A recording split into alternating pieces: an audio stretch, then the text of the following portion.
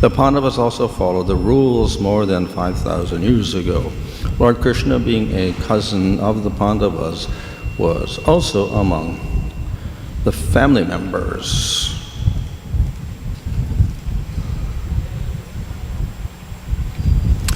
So this is describing the ceremonies carried out for the departed relatives. See there?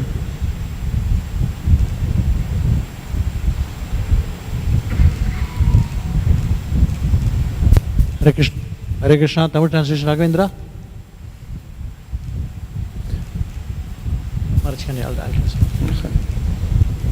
So, the ceremonies for departed relatives are very elaborate in the Vedic system. Recording in progress. Raghavendra, are you there?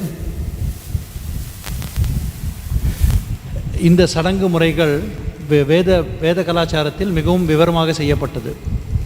And of course there are complicated ceremonies with the understanding that after a person dies, that's not the end, but they have a future.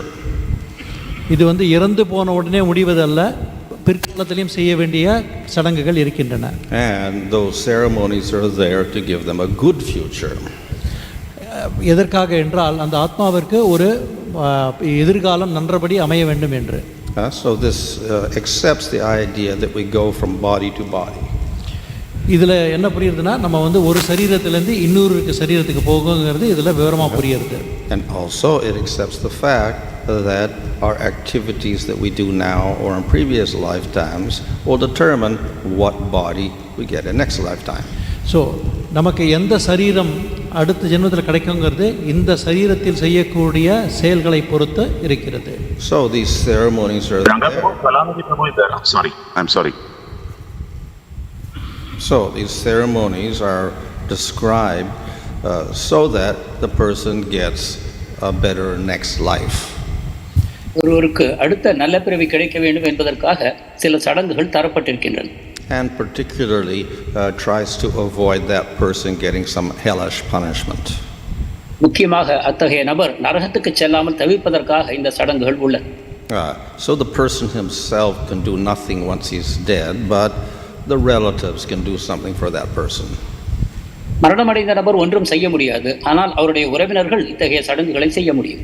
Of course, this does not relieve a person of his karma. இதிலிருந்து அவர் கர்மாவிலிருந்து தப்பிக்க முடியும் என்பது பொருள் அல்ல. We cannot say, well, I'll do all my sinful activities, then I'll depend on my sons to do the karmas, for all the ceremonies, and then I'm free of my karmas. That doesn't work.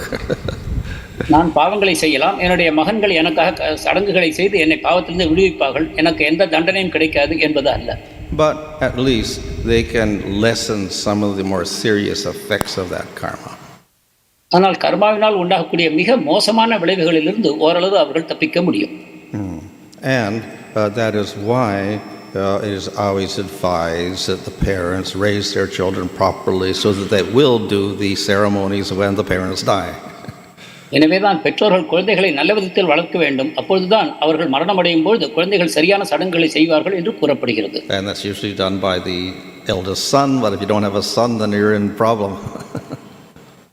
சடங்குகளை மூத்த மகன் செய்ய வேண்டும், ஆனால் மகன் இல்லாவிட்டால் இது ஒரு பிரச்சனை. So all these ceremonies are concerning the future of a person. எனவே இந்த சடங்குகள் எல்லாமே ஒரு நபருடைய எதிர்காலத்திற்காக செய்யப்படுகின்றன. Everybody in the material world has another body. ஜட உலகில் இருக்கக்கூடிய அனைவருக்கும் மற்றொரு சரீரம் காத்திருக்கிறது. Those who take to bhakti destroy all their karma and ultimately they are freed from the material world where they don't have any material body. பக்தி மார்க்கத்தை ஏற்பவர்கள் அவர்களுடைய பாவ புண்ணியங்களை எல்லாம் அழித்து விடுகிறார்கள், அப்பொழுது அவர்களுக்கு அடுத்த சரீரம் வாய்ப்பதில்லை. And even if they take another material body, Kṛṣṇa says that they are free from a bad future. அப்படியே அவர்களுக்கு வேறொரு சரீரம் கிடைத்தாலும் கூட கிருஷ்ணர் கூறுகிறார் அவர்களுக்கு மோசமான எதிர்காலம் இல்லை என்று. So they do not have to worry much about these ceremonies and the future of the individual devotee. எனவே அவர்கள் இந்த சடங்குகளை பற்றியும் பக்தருடைய எதிர்காலத்தை பற்றியும் கவலைப்பட தேவையில்லை. And thus the devotees take less interest in doing all these ceremonies. எனவேதான் பக்தர்களுக்கு இத்தகைய சடங்குகளில் ஆர்வமில்லை. However, we do see that Yudhisthira and the Pāṇḍavas and other leaders went through all of these ceremonies, in fact, even though they were devotees. ஆனாலும் நாம் பார்க்கிறோம், யுதிஷ்டிரர், பாண்டவர்கள் மற்றும் பல தலைவர்கள் இத்தகைய சடங்குகளை செய்தார்கள், அவர்கள் பக்தர்களாக இருந்த போதிலும். So they didn't have to do too much because many of their relatives were also devotees, so why are they taking such concern here? உண்மையில் அவர்கள் அதிகமாக செய்ய தேவை இருக்கவில்லை, ஏனென்றால் அவர்கள் உறவினர்களும் கூட பக்தர்களாகவே இருந்தார்கள். அப்படி என்றால் ஏன் செய்தார்கள்? So one reason is that they are following Vedic procedures because they are the leader. ஒரு காரணம், அவர்கள் வேத வழிமுறைகளை பின்பற்றினார்கள், ஏனென்றால் அவர்கள் தலைவர்கள். And they set an example for other people. மற்ற மக்களுக்கு ஒரு உதாரணமாக அவர்கள் திகழ வேண்டும். And if people who don't really have too much bhakti die, then by doing these ceremonies, the persons are relieved of some of their karmas. அதிக பக்தி இல்லாத நபர்கள் மரணம் அடையும் பொழுது இத்தகைய சடங்குகளின் மூலமாக அவர்கள் சில பாவங்களிலிருந்து விடுபடுகிறார்கள். So therefore the Pāṇḍavas are not really obliged to do all these ceremonies, but they do them because of setting an example. எனவே பாண்டவர்களுக்கு இந்த சடங்குகளை செய்ய வேண்டிய தேவை இல்லாவிட்டாலும் ஒரு உதாரணமாக திகழ்வதற்காக அவர்கள் இதை செய்தார்கள். And we will see this is the case of other great devotees also. மற்ற உயர்ந்த பக்தர்கள் விஷயத்திலும் இதுதான் பொருந்தும்.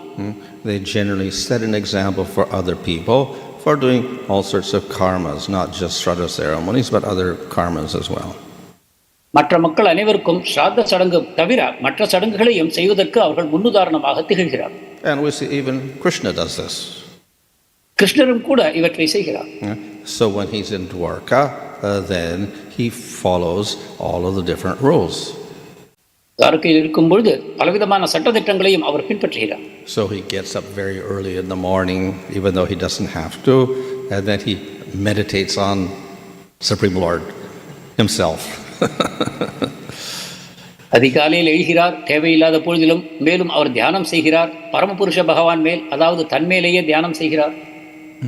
And he acts like a normal king. மற்றும் ஒரு சாதாரண அரசனை போல நடந்து கொள்கிறார். And this is to set an example for other people. இதுவும் மற்றவர்களுக்கு உதாரணமாக இருப்பதற்காகவே. So, of course, anyone who's a devotee doesn't have so strictly follow all these rules, but they do so to inspire others who are not devotees. மேலும் பக்தராக இருப்பவர் இத்தகைய சடங்குகளில் தீவிரமாக கவனம் செலுத்த தேவையில்லை என்றாலும் கூட மற்றவர்களுக்கு உதாரணமாக இருப்பதற்காக அவர்கள் இதை செய்கிறார். So in this way, the devotees act within the varnashram system and follow all the rules. இவ்விதமாக பக்தர்கள் வர்ணாசிரம வழிமுறைக்குள் நடந்து கொண்டு அனைத்து சட்டதிட்டங்களையும் பின்பற்றுகிறார். But we see in Bhagavatam, it always mentions that actually the devotee is not really obliged to do all these karmas. ஆனால் பாகவதத்தில் நாம் தெளிவாக பார்க்கிறோம், ஒரு பக்தர் இத்தகைய சடங்குகளை கர்மாக்களை செய்வதற்கு அவசியம் இல்லை. So that is also the attitude of the devotee. ஆனாலும் இதுதான் பக்தருடைய கண்ணோட்டமாக அமைகிறது. And thus, in the Nectar devotion, when it comments on this verse on Abhilasha Shunya, then the comment there is that the devotees are not obliged to do the karmas, and they think they are obliged. This also becomes a pollution of their bhakti. இதுதான் பக்தி ரசாமிர்த சிந்துவில் அன்யாபிலாஷிதா சூன்யம் உரையில் இவ்வாறு கூறப்படுகிறது. ஒரு பக்தர் தனக்கு வேறு கடமைகள் இருப்பதாக அவர் கருதினாலும் கூட அவருடைய தூய பக்தி கலங்கப்பட்டு போகிறது என்று. If they think if I don't do, I commit a sinful activity, this becomes an obstacle to pure bhakti. நான் இந்த சடங்குகளை செய்யாவிட்டால் எனக்கு பாவம் பிடிக்கும் என்று ஒருவர் கருதினாலும் கூட அது தூய பக்திக்கு தடையாகும். But if they think I must do because I should just set an example for others, this is not any problem for the bhakti. ஆனால் நான் இந்த சடங்குகளை செய்ய வேண்டும் ஏனென்றால் மற்றவர்களுக்கு நான் முன்னுதாரணம் தர வேண்டும் என்னும் எண்ணத்தில் அவர் செய்வாரானால் அவருக்கு அதனால் தூய பக்தி கலங்கப்படாது. So that is how we should take these examples of the great devotees going through all these different activities of rituals, etc. உன்னதமான பக்தர்கள் இத்தகைய கர்ம சடங்குகளை செய்யும் பொழுது நாம் இந்த விதமாகத்தான் அதை புரிந்து கொள்ள வேண்டும்.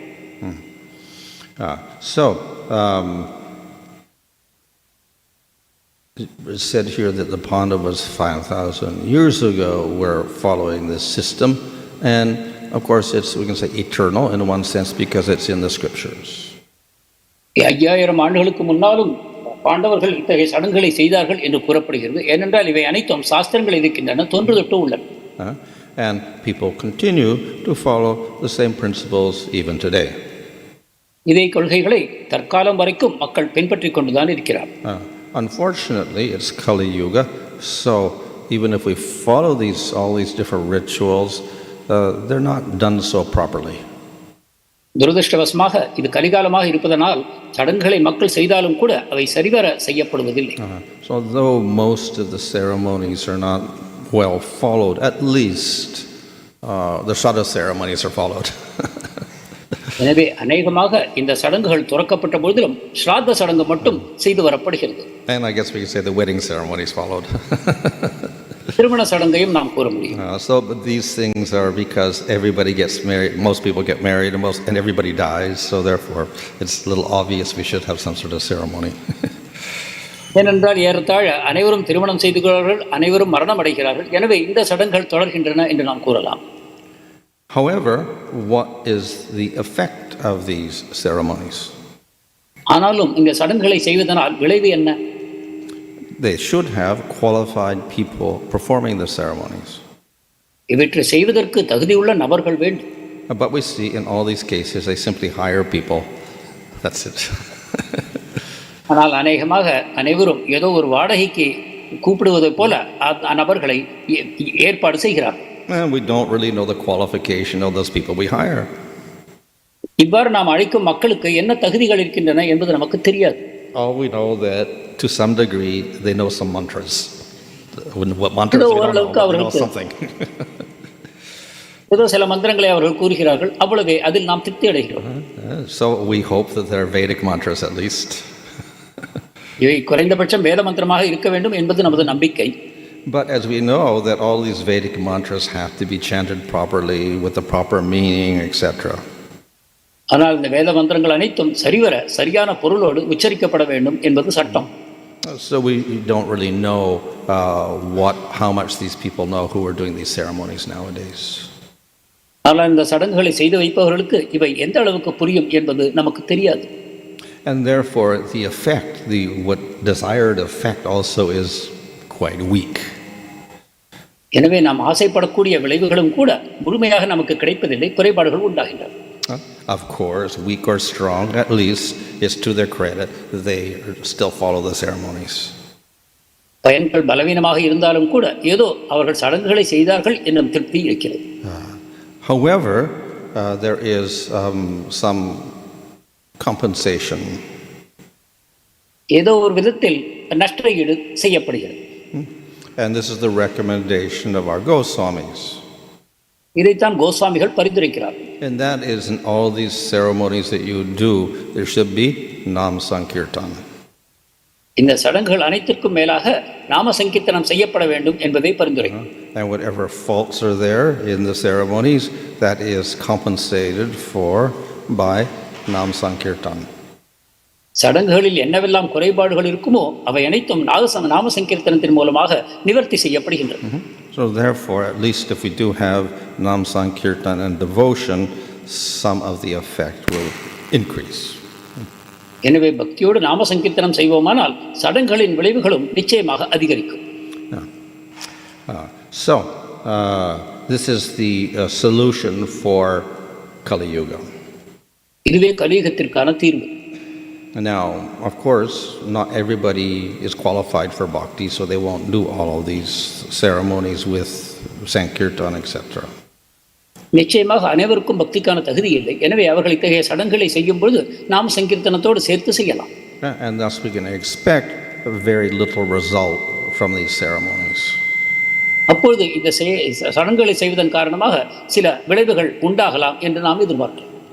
But we can encourage people with this understanding that they can get more effect from the ceremonies if they include nam sankirtan. உங்கள் சடங்குகளை செய்யும் பொழுது அதிக நல்ல விளைவுகள் கிடைப்பதற்காக நீங்கள் நாம சங்கீர்த்தனத்தை செய்யலாம் என்று நாம் அவர்களுக்கு உற்சாகப்படுத்தலாம். So having a good effect is ultimately good for the future. நல்ல விளைவு உண்டாவது நம்முடைய நல்ல எதிர்காலத்திற்கு நல்லதாகும். A successful marriage will lead to successful offspring. வெற்றிகரமான திருமணம் ஒரு நல்ல குழந்தைகளை உருவாக்கும். And successful offspring produces a good population. நல்ல குழந்தைகளின் மூலமாக நல்ல ஜனங்கள் உண்டாவார். And proper death ceremonies will relieve the person of some of his karmas, and so he gets a better life in next birth. மரணத்திற்கான சடங்குகள் சரிவர செய்யப்படும் பொழுது அவ்வாறு இறந்த நபர் ஒரு உயர்ந்த பிறப்பை மீண்டும் பெறுவதற்கு வாய்ப்பு உண்டாகும். So therefore we should look to a better future by including Nam Sankirtan in these ceremonies. எனவே இந்த சடங்குகளில் நாம சங்கீர்த்தனத்தையும் சேர்ப்பதன் மூலமாக நாம் நல்ல எதிர்காலத்தை உருவாக்கலாம். And in that way we of course follow the orders of Lord Chaitanya. At the same time, to some degree, we do keep following the Vedic ceremonies. இவ்வாறு சைத்தன்ய மகாபிரபுவின் பரிந்துரைப்பையும் நாம் பின்பற்றுவோம், அதே சமயம் வேத சடங்குகளையும் செய்து கொண்டிருப்போம். So this is a basic principle that we can follow in carrying out our activities. நம்முடைய செயல்பாடுகளை செய்யும் பொழுது இதை அடிப்படை தத்துவமாக நாம் ஏற்றுக்கொள்ள முடியும். All of these rules and regulations and ceremonies are generally for family life. இந்த சட்டதிட்டங்கள், கட்டுப்பாடுகள் மற்றும் சடங்குகள் இவை அனைத்தும் குடும்ப வாழ்க்கைக்கு தேவையானவை. And those who are renounced have even less concern for these ceremonies. துறவில் இருப்பவர்களுக்கு இந்த சடங்குகளை பற்றிய அதிகமான அக்கறை இல்லை. One reason, of course, is if they are renounced, they're practicing spiritual life.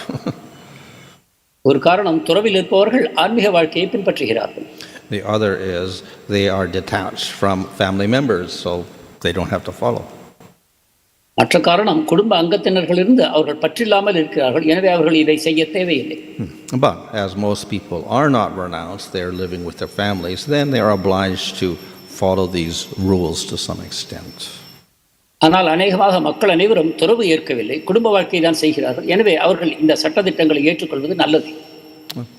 Okay, Hare Krishna. Find in Gita that yam vapi smaran bhavam, the fate of the soul is decided at the last breath. How will this Shraddha ceremony help? Because already the person has committed some karma, accordingly he'll get the next body. Why this extra Shraddha ceremony is being done? Will that help him to overcome the karma? Or? What, the Shraddha ceremony? Shraddha ceremonies. Oh, well, it is said that by doing these Shraddha ceremonies, it will quicken him to get another body. Otherwise, if he doesn't, then he gets prolonged, let's say, hellish punishments for all of his bad karmas. That's assuming, of course, he has some sinful activities that deserve hellish punishment. கர்மாவின் அடிப்படையில் தான் அடுத்த பிறவி உண்டாகிறது என்று பகவான் கூறுகிறார். என்றால் இந்த சாத்த சடங்குகள் அவருக்கு எந்த விதத்தில் உதவும் என்பது கேள்வி. மகாராஜர் கூறிய பதில், பொதுவாக அடுத்த பிறவி எடுப்பதற்கு அதிக காலம் எடுக்க முடியும். அதற்கிடையில் அவர் நரக போன்ற சில துன்பங்களை அனுபவிக்கிறார். ஆனால் இந்த சடங்குகளை செய்வதன் மூலமாக அந்த துன்பத்தை அனுபவிக்கக்கூடிய காலம் குறைந்து போகிறது. அவர் அடுத்த பிறவி வெகு சீக்கிரத்தில் அவருக்கு கிடைக்கிறது. So by worshipping the pitras who are a form of devata transfer the punya to that person to compensate for his sin, so that will dissolve his karma. பிரார்த்தத்தின் மூலமாக பித்ரு தேவதைகள் வழிபடப்படுகிறார்கள். அந்த பித்ரு தேவதைகள் ஓரளவு புண்ணியத்தை அந்த இறந்து போன ஆத்மாவிற்கு தருகிறார்கள். அதன் காரணமாக அவர் பாவங்களிலிருந்து விடுபட ஏதுவாகிறது. And of course we see that after 1 year they continue to do a yearly Shraddha ceremony. ஒரு வருடத்திற்கான சடங்குகள் முடிந்த பிறகும் கூட ஆண்டுதோறும் ஸ்ராத்தம் செய்யப்படுவதை நாம் பார்க்கிறோம். Hopefully by that time he's got another body. இந்த சமயத்திற்குள் ஏறக்குறைய அவருக்கு மற்றொரு சரீரம் வாய்த்திருக்கும். But by continuing to do those ceremonies, he also gets the effect in his next body. அதிலும் தொடர்ந்து ஆண்டுதோறும் ஸ்ராத்தம் செய்வதன் மூலமாக அதற்கான பயன் மறுபிறவியிலும் அவருக்கு கிடைக்கும் என்பது எதிர்பார்ப்பு. So in other words, whatever karmas are coming up in that body, then to some degree those Shraddha ceremonies will alleviate him of the worst effects of those karmas. அதாவது அடுத்த பிறவியில் அவருடைய பாவங்களின் காரணமாக துன்பங்கள் நேரிடும் பொழுது இந்த ஸ்ராத்தத்தை செய்யும் பலன் காரணமாக அவருடைய துன்பங்கள் குறைந்து போகும். Also that we find in previous yugas they used to do fire sacrifices and put live animals so that they get higher bodies. So people ask, how can they be so cruel to put a live animal in the homa? What was it in the homa? Animals? In the previous yugas, they used to, Brahmins used to chant pure mantras and put live animals. Animals. Yeah. Oh, yeah, well, we see us in the Vedic society, there were animal sacrifices. Of course, Prabhupada explains that the whole idea was when the animal is sacrificed, he gets a higher birth, a promotion out of that, so it's not all just cruelty. Secondly, of course, violence to other living entities, including animals, is permitted in certain circumstances. So one, of course, is when you fight as a kshatriya, you have to kill people, or when you practice, you kill animals. So you're exempted in that sense. So the other way, of course, is during sacrifice, if they kill an animal, there is no karma incurred if they do the ceremony properly for the proper reasons. However, we do see in the Bhagavatam, it describes the case of the king who was so dedicated to doing sacrifices that Narada Muni then showed him. The effect of this is that the animals will come back and they're going to start torturing you next lifetime because he did excessive things with unnecessary animal sacrifices. So thinking, it's going to be better, I'll get a better result if I, do more horse sacrifices or whatever. But not so. So we can't be excessive, we can't go beyond the rules, and we do those certain sacrifices, then there's no sin incurred. So that, of course, was there. But we also know that in Kali Yuga, all of these animal sacrifices are forbidden. People don't have the ability to even do them. முந்தைய யுகங்களில் மிருகங்கள் யஜ்ஞங்களை பலி செய்யப்பட்டது அது கொடுமையான செயல் என்று கூறுகிறார்களே என்பது கேள்வி. அதுக்கு மகாராஜர் கூறிய பதில், அத்தகைய மிருகங்கள் ஒரு உயர்ந்த பிறவியை பெறும் என்பதன் காரணத்தினால் அது அனுமதிக்கப்பட்டது. மேலும் க்ஷத்திரிய அரசர்கள் அவர்கள் வேட்டையாடுவதன் மூலமாக விலங்குகளை கொல்வதற்கும் மனிதர்களை யுத்தங்களில் கொல்வதற்கும் அவர்களுக்கு பயிற்சியாக இது அமைந்தது. மேலும் யஜ்ஞங்களில் பலி செய்யப்படும் போது அதனால் கர்மா உண்டாவதில்லை என்றும் கூறப்படுகிறது. ஆனால் இதை சரியான மந்திரங்களை உச்சரிக்கக்கூடிய பிராமணர்களுக்கு தேவைப்படும், அப்போதுதான் அந்த நல்ல விளைவுகள் உண்டாகும். ஆனாலும் கூட யஜ்ஞங்கள் செய்யக்கூடாது என்ற நாரத முனிவர் ஒரு அரசருக்கு பரிந்துரைத்ததை நாம் பார்க்கிறோம். அவர் யஜ்ஞங்கள் செய்வதில் மிக பிரியமாக இருந்தார். ஆனாலும் கூட அதை செய்வதன் காரணமாக நீ கொலை செய்யக்கூடிய விலங்குகள் அடுத்த பிறவியில் நரகத்தில் சென்று உன்னை கொலை செய்யும் என்று அவர் கூறிய பொழுது அவர் அந்த யஜ்ஞங்களை செய்வதை நிறுத்திக் கொண்டார். Maharaj, if somebody leaves a body on a tithi which is like Ekadasi on a fasting day, year after year the Sharda ceremony comes on a particular tithi, which is, whereas those who are non-Vaishnava priests, they may offer the pinda, which is again a grain. That would implicate that soul much more, Maharaj. That would implicate the soul, because it's pinda that is offered as grain on a tithi like Ekadasi. Well, we're not supposed to do shraddhas on Ekadasis. It's forbidden to do on Ekadasis, shraddha ceremonies. So you have to do alternate days then, different day. Different day. Yeah. கேள்வி, ஏகாதசி என்று ஒருவர் மரணம் அடைந்தால் ஆண்டுதோறும் ஏகாதசியிலேயே அவருக்கு சிராத்தம் செய்கிறார்கள். அப்பொழுது அவைஷ்ணவர்களாக இருக்கக்கூடிய பண்டிதர்கள் அன்றைய தினம் தானியத்தை பிண்டமாக வழங்குகிறார்கள். அப்பொழுது இறந்து போன ஆத்மாவுக்கு இன்னும் தீமை உண்டாகும் அல்லவா? பதில், அவ்வாறு செய்வது தவிர்க்கப்பட வேண்டும். ஏகாதசி தினத்தன்று ஸ்ராத்த சடங்குகள் செய்யக்கூடாது, அது வேறொரு தினத்தில் செய்யப்பட வேண்டும் என்பது மகாராஜருடைய பதில். That at least is for the Vaishnavas rule. இது குறைந்தபட்சமாக வைஷ்ணவர்களுக்கு பொருந்தக்கூடியது. Generally you mentioned that the devotees are not obliged for such obligation of such rituals. At the same time, we also see devotees are the so-called leaders who are looked upon for as a leader. So in that case, how to resolve it in between? The devotees are not obliged to do. At the same time, devotees are also leaders who are supposed to be setting an example for the society. So how to balance it? Yeah. So the idea is that mentally we have no obligation and we don't incur any sin if we don't. But the obligation would be there to set an example for the rest of society. That's all. So we do it without attachment in any sense. வைஷ்ணவர்கள் இந்த சடங்குகளை செய்ய தேவையில்லை என்று கூறப்படுகிறது. அதே சமயம் தலைவர்களாக இருக்கும்போது அவர்கள் இதை ஒரு முன்னுதாரணமாக செய்ய வேண்டும் என்றும் கூறப்படுகிறது. இதை எவ்வாறு நாம் நடைமுறைப்படுத்துவது? மகாராஜர் கூறிய பதில், நம் மனத்தளவில் இவற்றை பற்றுதல் இல்லாமல் இருக்க வேண்டும், மற்றவர்களுக்கு நன்மை செய்ய வேண்டும் என்னும் காரணத்தினால் இந்த சடங்குகளை பற்றில்லாமல் செய்ய வேண்டும். Generally, in the course of this today's class, you mentioned that Kṛṣṇa meditates on himself.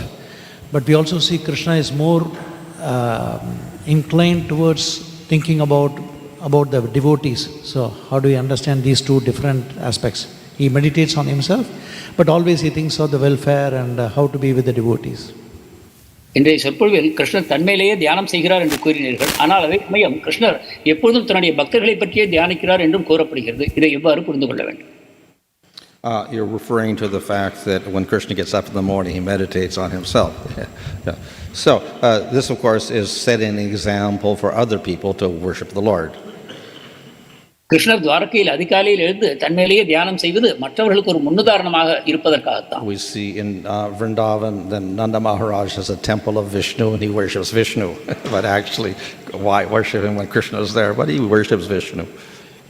பிருந்தாவனத்தில் நந்த மகாராஜர் விஷ்ணுவுக்கு ஒரு கோயிலை அமைத்து அங்கு வழிபாடு செய்கிறார். அதற்கு தேவையே இல்லை, ஏனென்றால் கிருஷ்ணரே அங்கு இருக்கிறார்.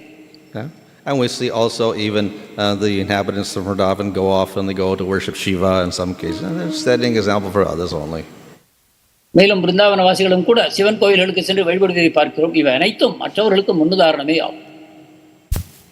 Maharaj, Shukracharya himself confirms that in terms of the rituals that is performed, is there any shortcoming? And Shukracharya himself responds that where there is nama sankirtan, where is the question of any fault? Where is the question of any fault where there is a chanting of your holy names? Shukracharya glorifies the Lord's holy names. சுக்கராச்சாரியாரே இதை தெளிவுபடுத்துகிறார். எந்த சடங்குகளை செய்யும் பொழுதும் அதில் குறைபாடுகள் இருக்குமானால் நாம சங்கீர்த்தனம் செய்யப்படும் பொழுது அந்த குறைகள் அனைத்தும் நீங்கி அது முழுமையடையும் என்று கூறுகிறார். What is Shukracharya? So Shukracharya himself affirms that the glories of the holy name is so great that even if there is a shortcoming in the rituals that's been done, the sacrifice. So he himself admits actually. Yeah. Maharaj, we also see that if someone becomes a pure devotee, he not only helps the immediate forefathers, maybe so many generations in the ancestral and in the future generations, they get such a benefit of deliverance or liberation, whatever it is. So if that is the power, then that's most powerful than being just thinking of one or two ancestors and future like that, Maharaj. ஒருவர் பக்தரானால் அவருடைய பல தலைமுறைகள் விடுதலை அடைகின்றன என்று கூறப்படுகிறது. அப்பொழுது இந்த ஸ்ராத சடங்குகளால் உண்டாகக்கூடிய நன்மை மிகவும் சொற்பமே என்று கருதலாம் அல்லவா? Yes, so in that sense, devotional service is so powerful that if one becomes a devotee, one can influence future or past generations and get rid of their things. So that's obviously more powerful than Shraddha ceremonies. நிச்சயமாக ஒருவர் பக்தி தொண்டு செய்யும் பொழுது அவருடைய அநேகமான முன்னோர்களுடைய வாழ்க்கையை முழுமையாக அவர் சீர்திருத்த முடியும். அந்த விதத்தில் பக்தியே மிகவும் சக்தி வாய்ந்தது, சிராத சடங்குகள் மிகவும் பலவீனமானவை என்பதை நாம் புரிந்து கொள்ளலாம். So we see that the effect of Shraddha ceremonies are that you get relieved of some but not all your karmas. ஸ்ராதத்தின் மூலமாக நம்முடைய கர்மாக்களில் சிலவற்றிலிருந்து விடுபட முடியும், முழுவதுமாக அல்ல. We see that bhakti destroys all karmas. ஆனால் பக்தியோ அனைத்து கர்மாவையும் அழிக்கிறது. So it's much more powerful than anything else. எனவே பக்தி அனைத்தையும் விட அதிக சக்தி வாய்ந்தது. And even accidentally chanting the name Narayana can get rid of all your karmas, past, present, future. தற்செயலாக நாராயணா என்று உச்சரித்ததன் காரணமாகவே ஒருவர் தன்னுடைய கடந்த கால, நிகழ்கால, எதிர்கால பாவங்களிலிருந்து விடுபட்டார். So these are methods of accomplishing much more simply. எனவே பக்தியின் மூலமாக மிக எளிமையான விதத்தில் மிக அதிகமான பயன்களை அடைய முடிகிறது. In that case, ancestors or the future generations, what benefit do they get? Do they get a spiritual benefit? Do they get, what level of benefit do they attain? முன்னோர்கள் அடையக்கூடிய பயன் என்ன என்று கூற முடியுமா? Well, if we have devotees, then obviously they will get some agyato sukriti. பக்தர்களாக இருப்பார்களானால் அவர்கள் அஜ்ஞாத சுக்ரதியை பெறுகிறார்கள். So the side effect of that, of course, is their karmas are reduced, but the devotional effect is eventually they become devotees. அதனுடைய பக்க விளைவு அவர்களுடைய பாவங்கள் குறைகின்றன, ஆனால் இறுதியில் அவர்கள் பக்தர்கள் ஆவார்கள் என்பதே அதன் இறுதி விளைவாகும். And if they become devotees, the side effect is all their karmas are destroyed. பக்தராகும் பொழுது அவர்களுடைய அனைத்து கர்மாக்களும் அழிக்கப்படும். I want to share recently when I celebrated my father's first anniversary Shraddha, the priest asked me to tell my father's name. I was able to tell. My grandfather's name I was able to tell. Then he asked me to remember the name of my grandfather's name. I didn't know. So this shows that we only remember the near ancestors and we forgot the. So that's what is very temporary. Then I realized that what is use. Then he told me call your relatives and find out. Even they didn't know. நான் இப்பொழுது சமீபத்தில் ஸ்ராத சடங்கு செய்யும் பொழுது என்னுடைய பண்டிதர் 3 தலைவர்களுடைய பெயர்களை நினைவு கூறுமாறு கூறினார். ஆனால் எனக்கு 3வது தலைமுறை பெயர் ஞாபகம் இல்லை. என்னுடைய குடும்பத்தில் யாருக்குமே கூட ஞாபகம் இல்லை. இதிலிருந்து இதன் தற்காலிக விளைவுகளை என்னால் புரிந்து கொள்ள முடிகிறது. We see in traditional families, they will have a whole genealogy and they'll know their ancestors that go back and they can trace it maybe 20 generations even. பாரம்பரியமான குடும்பங்களில் இத்தகைய பெயர்கள் காக்கப்படுகின்றன. ஏறக்குறைய 20 தலைமுறை வரைக்கும் கூட அவர்கள் பெயர்களை நினைவு கொள்கிறார்கள். Online. Hare Krishna. Since yajna needs more purified person to perform, will a person contaminated, unfocused while performing nama sankirtan yajna, can he get full benefit? யஜ்ஞம் செய்வதற்கு தூய நபர்கள் வேண்டும் என்று கூறப்படுகிறது. ஆனால் நாம சங்கீர்த்தனம் செய்யும் பொழுது கவனக்குறைவாக ஒருவர் செய்யும் பொழுது அவருக்கு முழு பயன் கிடைக்குமா? Can he get the full effect of the yajna? Yeah, because if he's not chanting if he's chanting inattentively, will he get the same benefit? Holy name. If he's not chanting the holy name correctly. Attentively.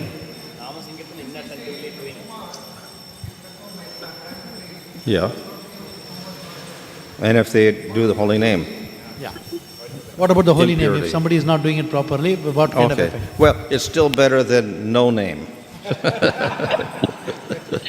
எப்படி இருந்தாலும் நாம சங்கீர்த்தனம் இல்லாமல் சடங்குகளை செய்வதை விட ஏதோ குறைபாடு உள்ள நாம சங்கீர்த்தனம் செய்வது கூட நல்ல பயன்களை வழங்கும். We see that even Ajamil just simply utters the name Narayana, no yajna at all, and he's free of all his karmas, past, present, future, much better than any Shraddha ceremony. அஜாமிலனுக்கு கவனக்குறைவாக தன்னுடைய மகனை கூப்பிட்ட பொழுதும் கூட அவனுக்கு கிடைத்த பயன் மற்ற எல்லா சடங்குகளையும் விட உயர்ந்ததாக அமைந்ததை நாம் பார்க்கிறோம். So that was uttered without devotion, but also without offense. பக்தி இல்லாமல் அவர் நாமத்தை உச்சரித்தார், அதே சமயம் அபராதங்களும் இல்லை. So if the name is uttered and Nam Sankirtan is done, if it's not at the highest level, still will have very good effect. எனவே கவனக்குறைவாக நாம சங்கீர்த்தனத்தை செய்தாலும் கூட அதனால் நல்ல விளைவு உண்டாகும். Prabhu, request you to be slow while asking questions. Please be slow. Hare Kṛṣṇa Maharaj, Dandavat Pranam, your servant Guru Kripa Mayadas. We have around 100 devotees who have joined through various online platforms. Next question is from Krishna Kumar Prabhu. You mentioned Bhakti destroys karma. So is it possible to find some practical demonstrations about this Bhakti in Chaitanya Charitamrita? பக்தி கர்மத்தை அழிக்கும் என்று கூறினீர்கள். சைத்தன்ய சரிதாமிர்தத்திலிருந்து இதற்கு ஏதாவது உதாரணங்கள் இருக்கின்றன?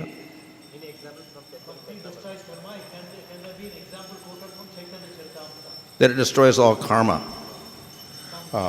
Well, is the story of Mrigari the hunter there? Is that there? So Mrigari the hunter was worst karma, and then he took to Nam Sankirtan under the direction of Narada Muni, and in 3 months he got bhava, and he gave up his whole karma of being a low hunter. ரிகாரி என்னும் வேடர் பல பாவங்களை செய்திருந்தார். ஆனாலும் கூட நாரத முனிவரின் வழிகாட்டுதலில் 3 மாதங்கள் நாம சங்கீர்த்தனம் செய்த பிறகு அனைத்து பாவங்களிலிருந்தும் விடுபட்டு தூய பக்தரானார். Of course, we see Jagai and Madai also worst offenders, but they took to the holy name and they became the best devotees, so all the karma was gone. Jagai மாதாயும் கூட அபராதிகளாக மிக மோசமான பாவங்களை செய்தவர்களாக இருந்தார்கள். அவர்களும் நாம சங்கீர்த்தனத்தின் மூலமாக தூய்மை அடைந்தார். Thank you, Maharaj. Next question is from Her Grace Sukirti Madhavi Mataji. What would be the situation if someone is neither renounced nor they don't have a son? So in situation, how to have, what will happen in that case? Neither renounced nor do they have a son. What is the hope for them? They're not renounced, Pitru karma. but they're a family member. They have a family with no son. They have family but without a son. They don't have a... Oh, so there are provisions if you don't have a son, then you can take a relative or whatever, there's always that. And if there's no family at all, then the elder of the village can do the karmas, etc. So there's always provisions if you don't have the eldest son, the younger son. If not, then you take a nephew or something like that, or an uncle even, whatever. So there's all sorts of, there's a whole list of alternatives, one worse than the other, more distant than the other, but the best is the eldest son. கேள்வி, ஒருவர் சன்னியாசியும் அல்ல, அவருக்கு குழந்தைகளும் இல்லை சிராதம் செய்வதற்கு என்றால், மேலும் இந்த காலத்தில் குழந்தைகள் இருந்தாலும் கூட இந்த சடங்குகளில் அவர்களுக்கு அதிக நம்பிக்கை இல்லை, அவர்கள் செய்யாமல் விடக்கூடும். இத்தகைய விஷயங்களில் என்ன செய்யலாம்? கேள்வி. இதற்கு பதில், ஒருவருக்கு குழந்தைகள் இல்லாவிட்டாலும் கூட உறவினர்கள் ஒரு பட்டியல் தரப்பட்டிருக்கிறது சாஸ்திரங்களில். அந்த பட்டியலில் உள்ள யாராவது ஒருவர் இவருக்கான சிராதத்தை செய்ய அதிகாரம் தரப்படுகிறது. Thank you, Maharaj. Next question is from Anila Devi Mataji. What happens to the Shraddha if the soul is liberated? What happened? What happens to? The soul, what happens to the liberated, Shraddha ceremony? Just in case if the soul is already liberated, what happens to the Shraddha ceremony? What happens to the Shraddha ceremony? Because the soul is already liberated. So is there any effect for the Shraddha ceremony? It's no effect on him. It's just that you do it because of tradition. That's all. Just to let other people follow example. That's all. ஒரு விடுதலை பெற்ற ஆத்மாவுக்கு ஸ்ராத்தம் செய்வதால் என்ன பயன்? அதனால் எந்த பயனும் இல்லை. நீங்கள் அந்த அந்த சம்பிரதாயத்தை தொடர்கிறீர்கள் என்பதாகும். Thank you, Maharaj. Next question is from Srinivas Nitai Prabhu. The word Pitru is translated as forefathers. Does it mean some of them who reach Pitraloka or all the forefathers? Could you understand that? I couldn't understand it. Some of the devotees, the sound system is not good, whether it is in the temple side or from Guru Kripa side. Can you be slow, Guru Kripa? The word Pitru is translated as forefathers. Does it mean Pitra. those who reached Pitraloka are all the forefathers? Oh, I think I know what it means. Pitra, of course, is translated as forefather, so does it mean your grandfather and great-grandfather? Technically, no. They could be there, but it's actually a type of devata. பித்ரு என்பதன் பொருள் என்ன? இது கேள்வி. பித்ரு என்பது ஒரு வகையான தேவதைகளை குறிக்கும். நம்முடைய இறந்து போன முன்னோர்கள் அனைவரும் பித்ருலோகத்தில் இருக்கிறார்கள் என்பது பொருள் அல்ல. So if people worship pitras, etc. enough, then they could go to become a pitra also. You worship a devata, you go to the devatas. You worship the pitras, you go to the pitras. பித்ரு தேவதைகளை வழிபடுவதன் ஒரு நோக்கம் நாமும் பித்ருலோகத்தை அடைந்து அங்கு ஆனந்தம் அனுபவிக்க வேண்டும் என்பதாகவும் இருக்கும். So therefore, maybe your grandfather or your great-grandfather worship pitras, and he goes there, and he's also a pitra.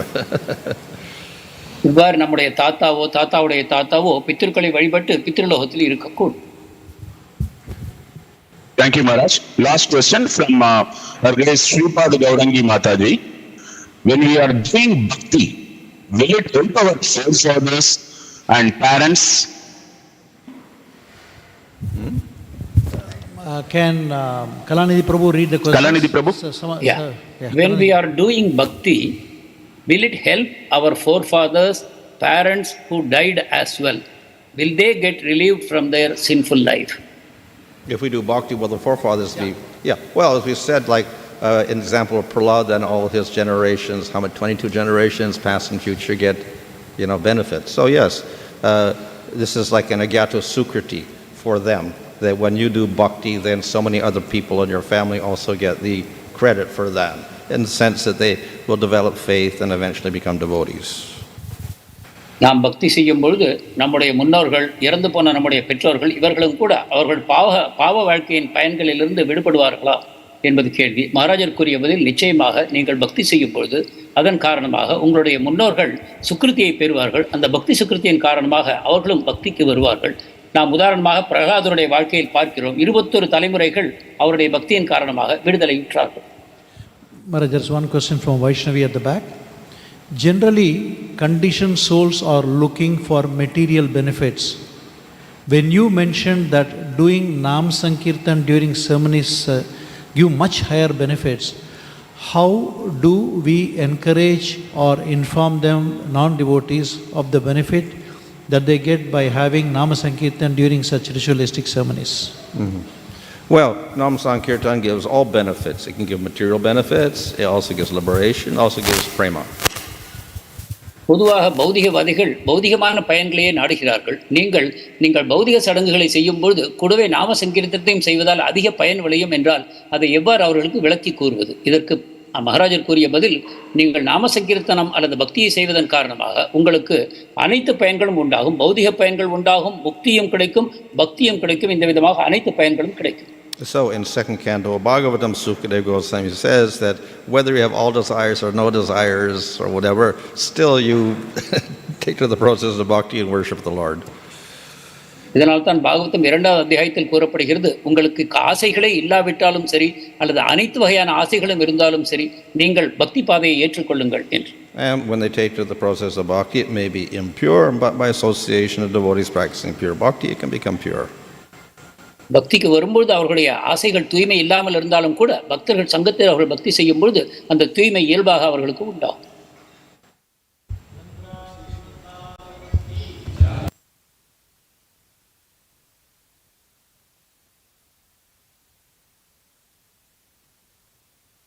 His Holiness Swāmī Maharaj ki jai, Srila Prabhupada ki jai, Grantaraj Srimad Bhagavatam ki jai.